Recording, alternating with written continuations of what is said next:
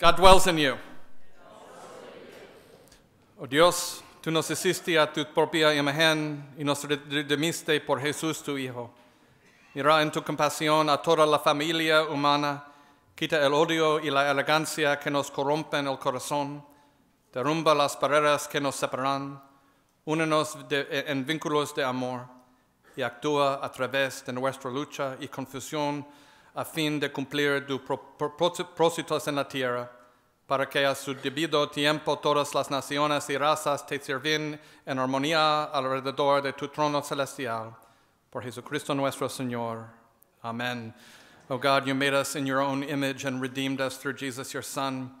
Look with compassion on the whole human family. Take away the arrogance and hatred which infect our hearts. Break down the walls that separate us. Unite us in bonds of love. And work through our struggle and confusion to accomplish your purposes on earth, that in your good time all nations and races may serve you in harmony around your heavenly throne. Through Jesus Christ our Lord. Amen.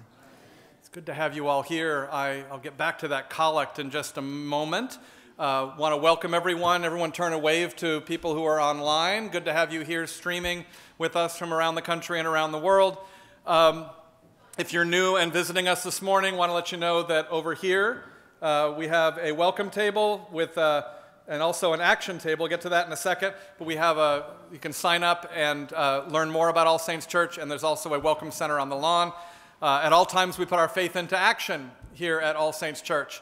And the way we're doing that today is we're signing a letter to the Director of Homeland Security, the Secretary of Homeland Security, telling him that we are absolutely opposed to this administration's policy that has created and is continuing to create the crisis at the border, particularly the San Isidro border crossing station. You can hold that up again. Please do not leave without signing that letter. And our hope is, as always, that this will be a jump start to us individually for other ways to put our faith into action in our lives. Want to thank everyone who has made your pledge to All Saints Church for 2019. Thank you, thank you, thank you.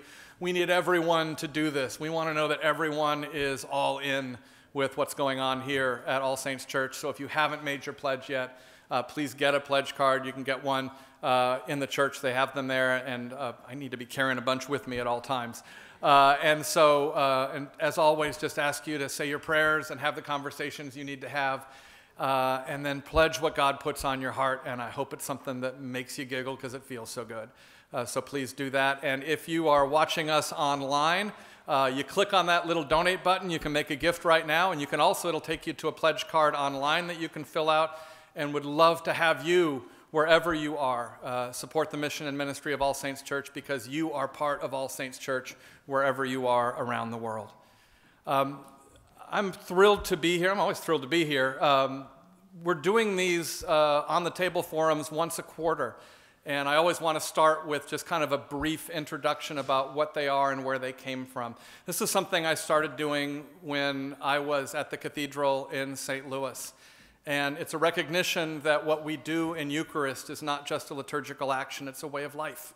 What happens in Eucharist is we take our lives and we put them on the table together. And then we're all able to look at this sort of big mess of life that is all of us together and Christ and say, wow, what does this look like? What is God doing here to take holy people and make us into something new and send us out into the world? And so what this is really a time for is deep speaking and deep listening. It is a time for, I'm going to say a few things to start with, but then we're just going to open it up. And the hope is for, just as you feel moved, to lay something on the table, something that has been on your heart or on your mind about the life of this community. If you want to ask me a question, that's fine. I'll try to address it as much as I can. But this isn't really a press conference. It really is a chance to just sort of lay things on the table. So probably most of the time, someone will say something, and we won't respond to it because it's not a time for debate. But I'm hoping that we're listening deeply and maybe listening for some connections and trends in what we're saying. And so that I would also ask that as you're listening, One of the challenges I have when I'm listening sometimes is I stop listening because I'm thinking about what I'm going to say. And if you're like me that way and you feel yourself doing that, try to stop and say, okay, no, I'm just going to listen really deeply here and try to just hear more about us. We have an amazingly beautiful, diverse community, and I think this is a great opportunity for us to listen to each other. I want to start off by just sort of laying a few things on the table myself. We have been together here, it's hard to believe, it's more than 2 years now. And there's ways that it feels like, wow, like that, and there's ways I look back and it just has been so incredibly rich. And we've been through some really tough stuff together, both in the world and in our life in this community. And I am, even if it's possible, more deeply grateful to be here than I am when I arrived. I came in here figuring that it would take about 5 years for me to really fully know All Saints Church and for you all to get to know me. I think if anything, I undersold that. But after about 2 years, it feels like, yeah, this is kind of where we're supposed to be. And we're still learning not just you about me and me about you, but we're all still learning about each other. And that's a good thing. One of the things that I am learning is that we made a choice as a church when Ed Bacon announced his retirement. And that was not to have an interim pastor come in. Now, this has become a fairly standard thing to have an interim in the Episcopal Church, particularly after a long pastorate. Ed was here 21 years. George was here 28 years before that. And a lot of times what will happen is saying, hey, there's a real need to kind of take a breath after you've been with one leader for a long time and to do some work in preparation for choosing another leader. Now, I got to say it worked out great for me because if y'all had had an interim, I wouldn't be here. And what happens is that work doesn't go away. And so what we do is we have the opportunity, and I really think it's a joyful, creative opportunity to do this work together. And that is some of the conversation that your vestry and I and others of the staff have been having, particularly over the last several months, is recognizing, you know what, we really do have this interim work to do. I see our senior warden, Marianne Ahart here. I see our junior warden, Dana Jones here. This is a lot of what has been driving us. Some other vestry members are here, and I hope that you'll feel free to jump in at various points today too. And part of what we're recognizing is, so what is this interim work? And interim time a lot of times is a time to say, yeah, we all kind of know what we're about. We've been together for a long time, but you know, maybe it's a time to really clarify what are the values of this community, what's the mission, what's the vision of this community. It's to look at how we're structured in all sorts of ways, in terms of staffing, in terms of ministries, looking at our physical plant and our space.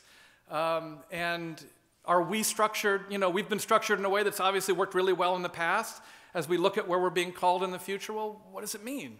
You know, are those things still going to be the best things for us? And then also to really look inside ourselves as a congregation.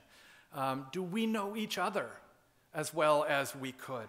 How can we come together? And it's why we're exploring things like rebooting small groups and having opportunities like this where we can deeply listen to each other. Recognizing that we have a great diversity in this congregation, but we also have a growing diversity in our neighborhood, which is really exciting what is happening in the San Gabriel Valley. And also looking at the fact that we do so many different things here, and there's value to that, and there's excitement to that, and there's always trade-offs. When you do so many things, it's harder to go deep in any one of those things. So where are we feeling called in that sort of matrix of broad and deep, and what feels right for this community? And so it really feels like for the next couple years, I think this is part of what we're going to be wrestling with, not just as a vestry, but all of us. And I think it's going to be a lot of fun because we have some of the most creative people I have ever met in my life here at All Saints Church.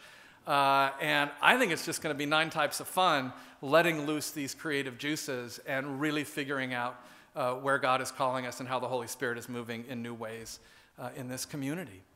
And so you know me from listening to my preaching. I could talk for a long time. And I'm going to stop right there. But really what I want to do now, and we've got some folks with microphones, Tim Albarano and Darren. Oh, good. The happy couple. Who are going to circulate. And I'm going to step back, and I'm going to take some notes if I need to. But just want to say, what do you want to lay on the table?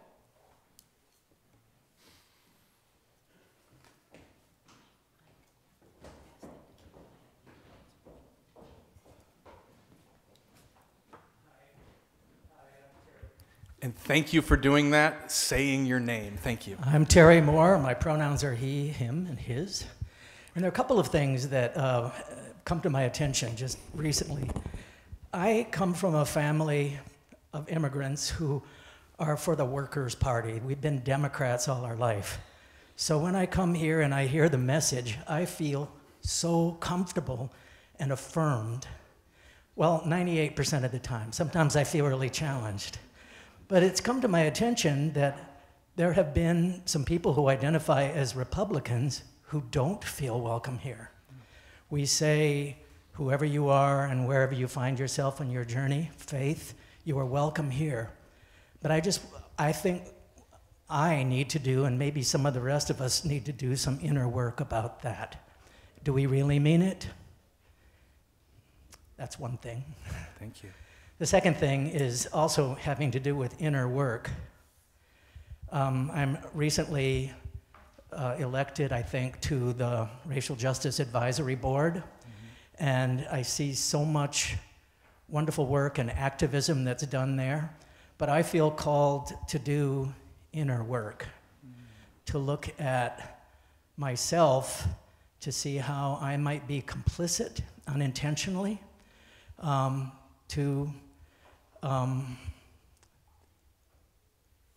racial injustice, I guess, that's what it is.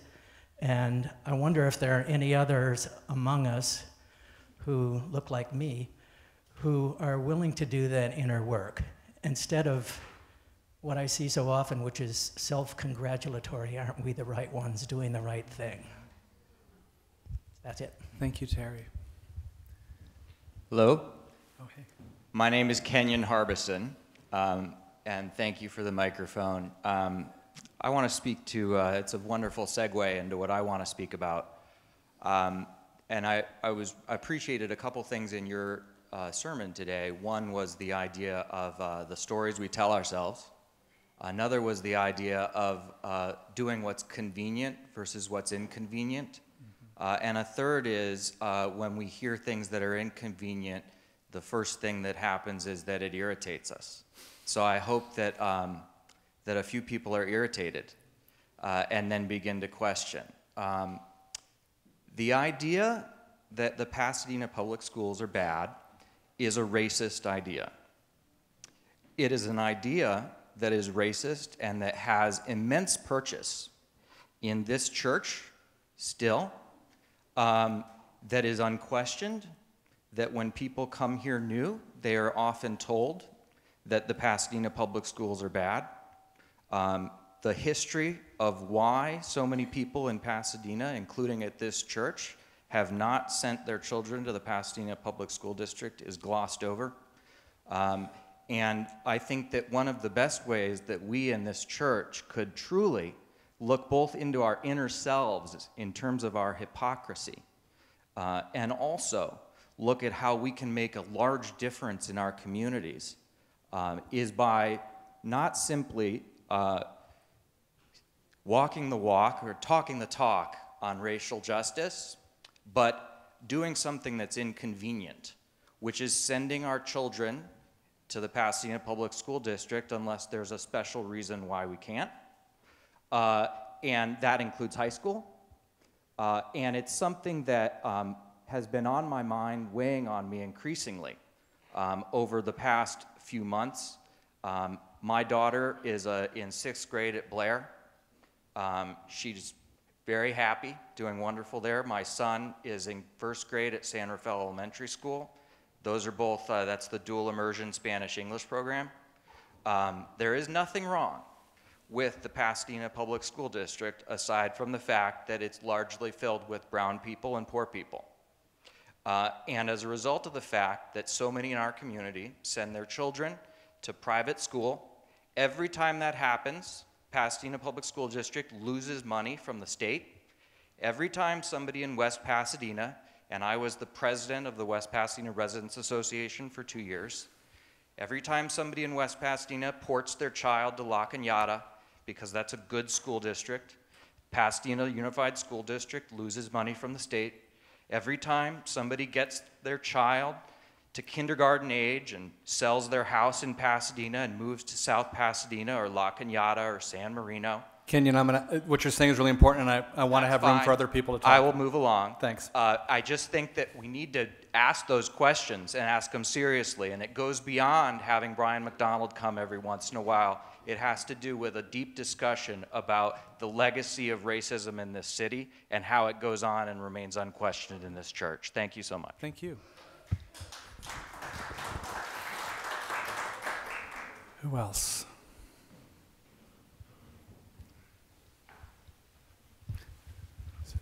My name's Pamela Cox, and I want to thank you for your sermon today.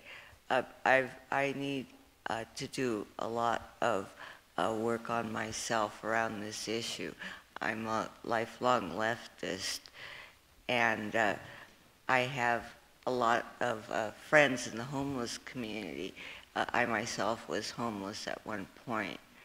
And the thing that worries me about, I'm not a racist.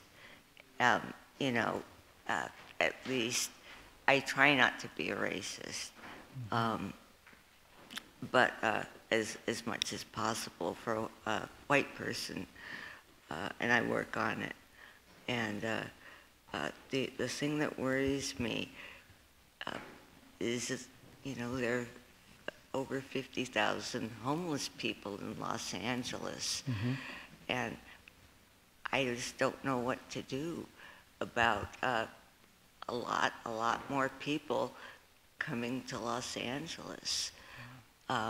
And realistically, I know that the mayor of Los Angeles will not be able to deal with that. So that's all I have to say. Thank you. Pamela reminds me of something, because you did this so well that I forgot to say, which is try to use what we call I statements. And you did a really good job of speaking for yourself and what you were feeling, and not saying you or you or you or we should do this or they should do this, but you spoke for yourself. And then the other comment I want to make, because people comment about preaching all the time and we make assumptions. Here's a little secret you might not know about preachers. We preach what we most need to hear ourselves. And so, you know, when you hear me preaching, know that it is also an I statement. And so when I'm saying that, you know, this is something we need to look at, I'm saying it because I know how deeply I need to look at it too. What else we want to go on the table right here?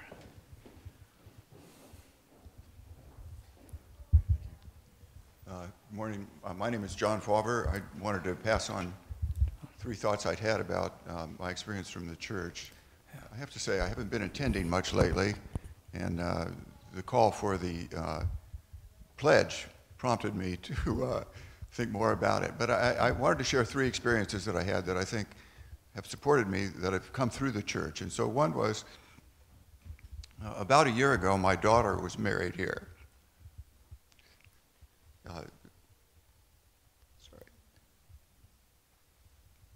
Zelda Kennedy did one of her very last sermons, and it was a great service.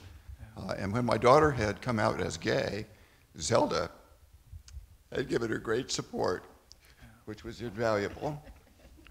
And I support that. I'm very happy that had happened. It's something that had come from this church and had come from long attendance. The second experience I had was that we were traveling in Italy, and we went to a place in Ferrara that has established a national Italian museum exploring the first 1,000 years of Jews in Italy, which is really quite remarkable. Ferrara had a ghetto, and it had interesting experiences. And in that area, they have built this museum and gathered original materials about the experience of the diaspora and coming to Italy, which was mostly a welcome experience the first 1,000 years. And it was so like the experience of the Christians also coming out of the diaspora. Also the destruction of Israel, of Jerusalem, drove the same people out. And so it was a very interesting experience. And I had had a class here. I'd had several experiences here, both in the forum and in a retreat of this church connecting to Judaism, which was very valuable. The third I wanted to speak was it's to the public schools. I'm a product of our public schools and a supporter, and I think it's a celebration that Proposition J just passed in Pasadena with support of 70% of the voters.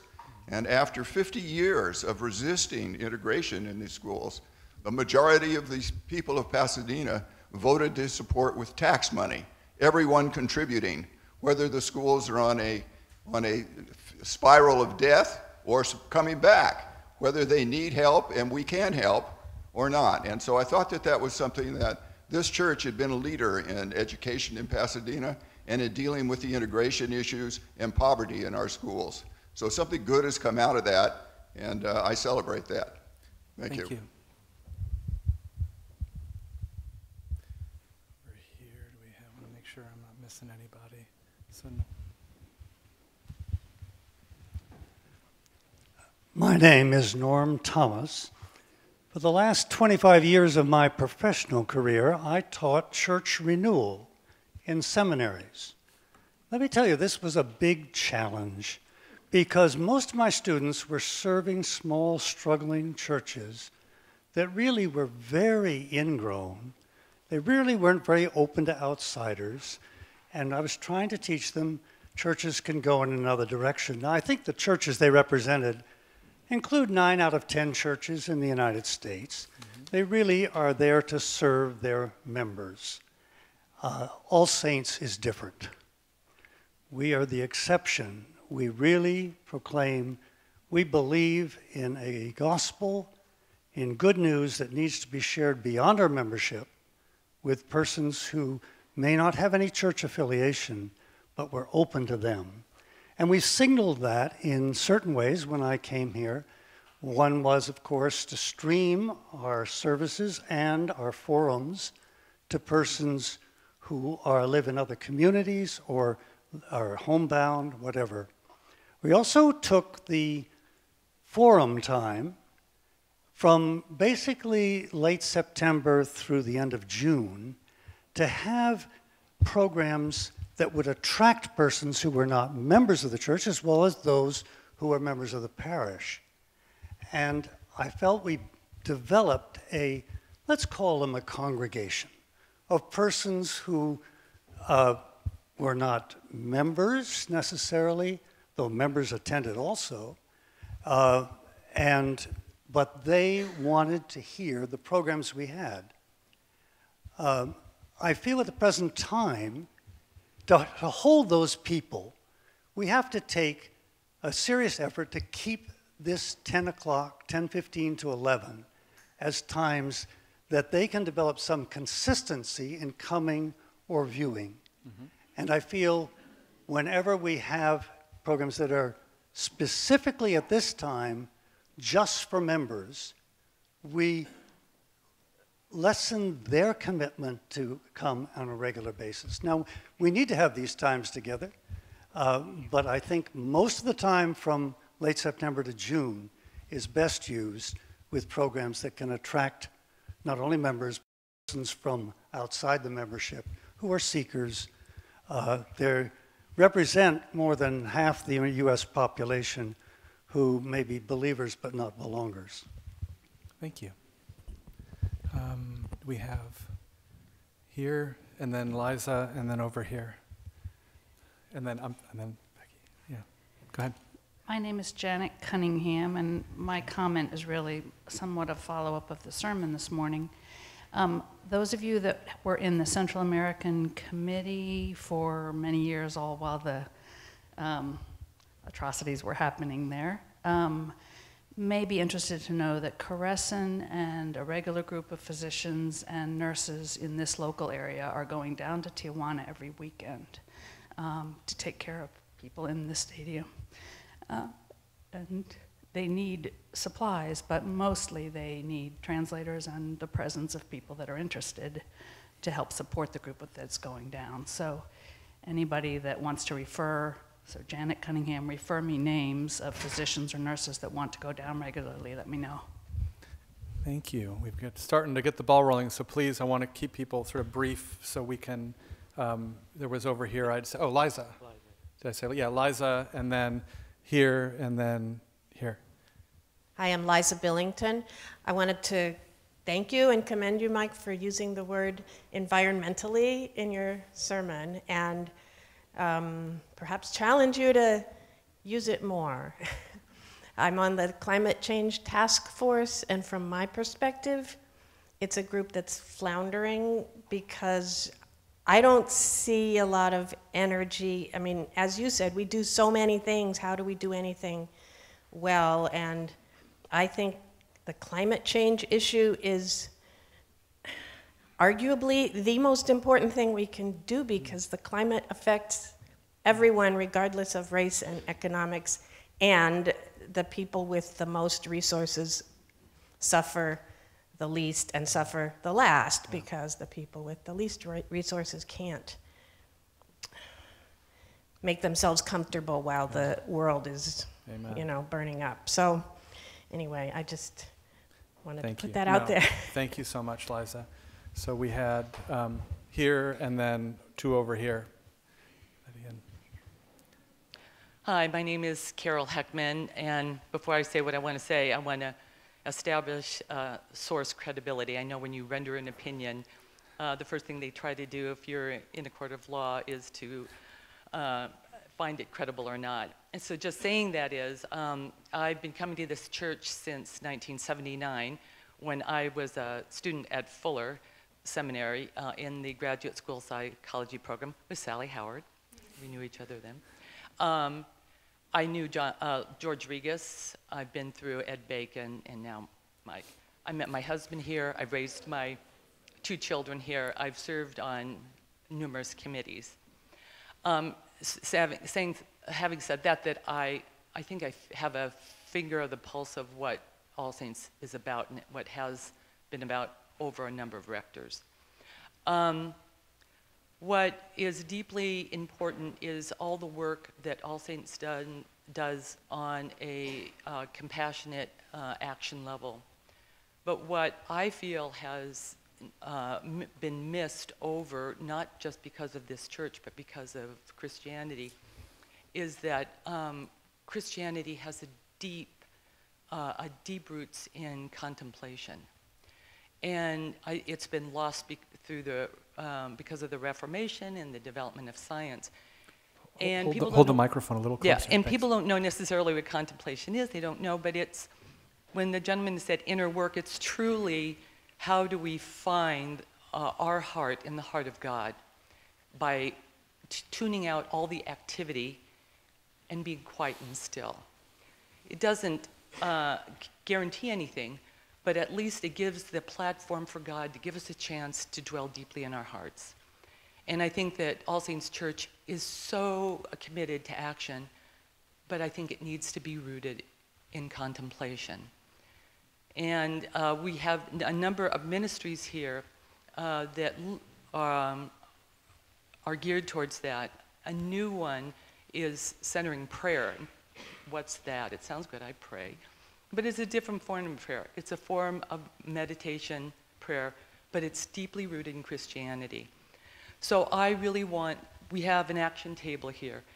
But as a graduate of the Living School, and people know that, the Richard Rohr program, it's a center for action and contemplation. And action naturally evolves out of contemplation. You cannot have contemplation and not bring it into the world, because that is the message of Christ. Christ is my mystic. Thank you. So I would hope that at some point we have an action table, and we have a table where people can come and learn about how to do the inner work, be at peace, listen to God on a quiet level. Thank you. Betty and Nancy? Who was first?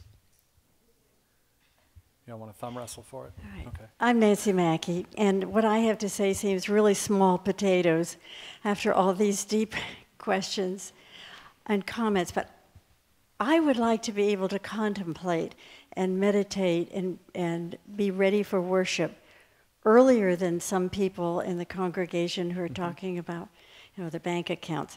And I noticed that there's no clear indication in the liturgy when worship actually starts. I mean, there's a preparation for worship in God's name. But for me, worship starts with the voluntary, with that marvelous music.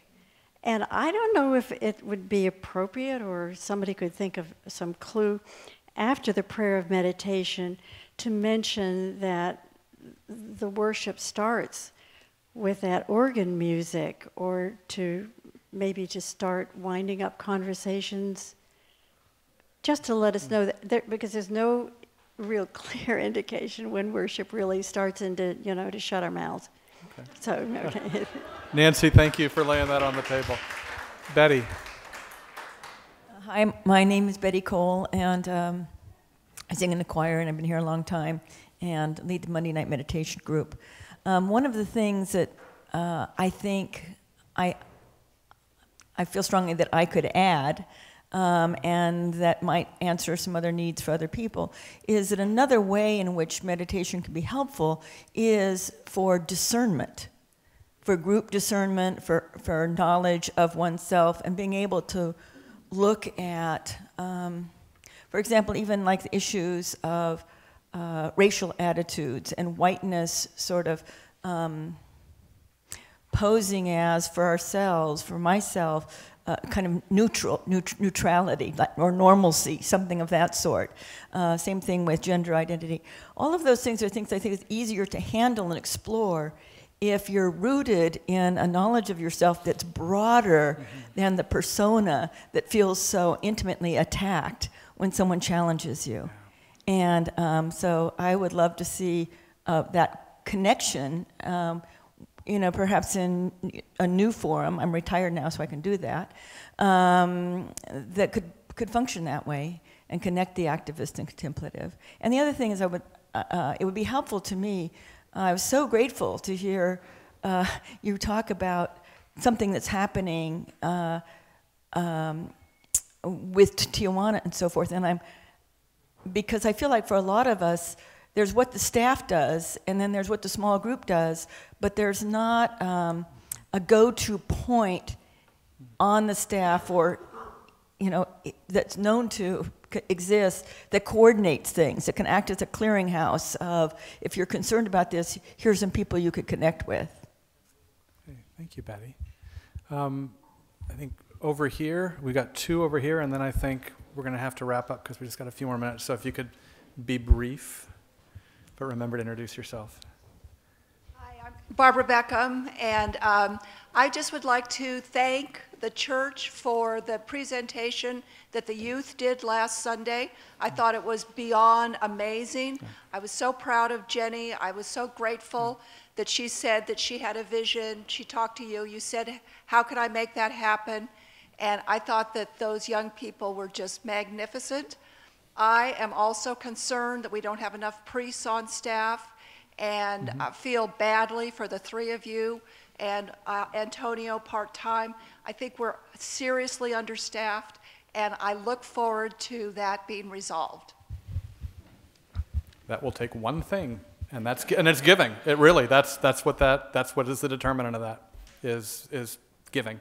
Thank you. My name is Janice Janice Reed, and I just wanted to share really an appreciation. I've been at All Saints for over 30 years, and I don't so much look at it as just a place to worship or a place to have a small group, but it's a community that I'm engaged with. And as I listen to some of the different sharings this morning, I think about how this place has provided me a community to sort out when I want to have action and how I bring balance into my life and not kill myself, what I do about my son whose needs aren't being met in PUSD, or how to invest my money in a way that's consistent with my values and still meets my needs. And I just want to say that being invested in the community has provided me that, and I don't have a magic way that that's worked for me, but I just kind of have allowed myself to be a part of it, and that's come to be for me. So I just want to share that as an appreciation for having been here. Thank you. I'm going to thank you very much. I'm going to take sort of executive privilege. That's probably a dangerous word to say these days. And do a couple things. First of all, I had a miss in thinking about this.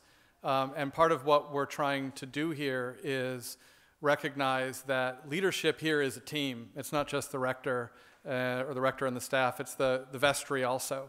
And we have a really amazing vestry. And really, that's who we should have all been up here. But actually, I know we have some vestry members here. Really quickly, if you're on the vestry, could you come and just sort of stand here so people can see you? Because we really want to make sure that you all know who your vestry is. Yeah.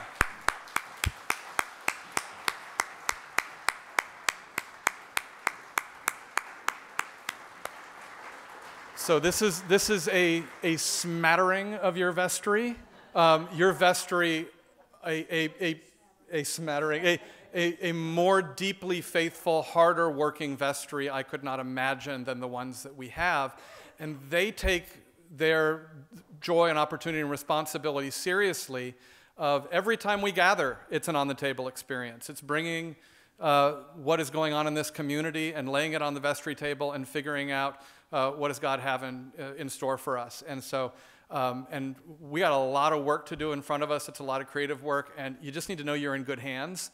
And so just see these faces, and part of what they want to do is hear from you. And so make sure that, that you're engaging them. And then the other thing I want to say is, John, when you talked about the wedding of your daughter, I want to touch on that just briefly. And I was so actually grateful to hear your voice crack there.